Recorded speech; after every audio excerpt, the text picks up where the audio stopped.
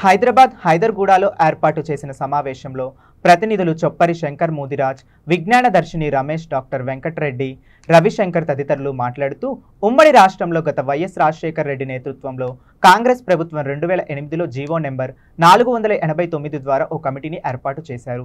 రాజశేఖర్ రెడ్డి మరణం అనంతరం తెలంగాణ ఉద్యమ కారణంగా ఆ ప్రక్రియ నిలిచిపోయిందని ప్రతినిధులు గుర్తు చేశారు. తెలంగాణ ఉద్యమంలో ప్రజలందరితో పాటు ఆర్ఎంపీ, పీఎంపీలు పాల్గొన్నారు.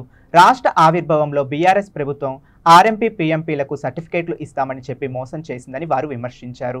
మెడికల్ కౌన్సిల్ వాళ్లు తమపై దాడులు చేసే కేసులు పెడుతున్నారని, వేలాది కుటుంబాలు భయభ్రాంతులకు లోనై తీవ్ర ఇబ్బందులకు గురవుతున్నారని ఆందోళన వ్యక్తం చేశారు.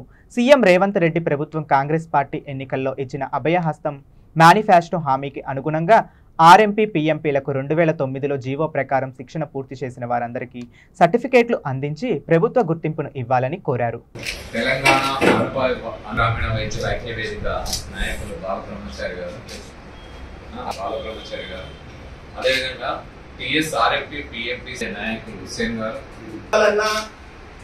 ఎవరైనా అంగదుకే శక్తి మీకుంది, పైకి తేవాలన్నా పైకి. ప్రభుత్వం గౌరవనీయులు శ్రీ రేవంత్ రెడ్డి గారు ఆ జీవోను పరిగణలోకి తీసుకొని పేద ప్రజలకు మారుమూల మురికివాడ ఏరియాల్లో పనిచేస్తున్న, ఏజెన్సీ ఏరియాల్లో పనిచేస్తున్న ఆర్ఎంపీ, పీఎంపీ సోదరులకు ఆదర్శంగా నిలిచి కాంగ్రెస్ ప్రభుత్వానికి మంచి పేరు, ప్రజలలో మాకు ఆత్మగౌరవం ఇవ్వడానికి మంచి పేరు తీసుకొస్తారని ఈ వేదిక ద్వారా తెలంగాణ రాష్ట్ర ఆర్ఎంపీ, పీఎంపీ ఉమ్మడి ఐక్య వేదిక ద్వారా మీకు తెలియజేస్తున్నా.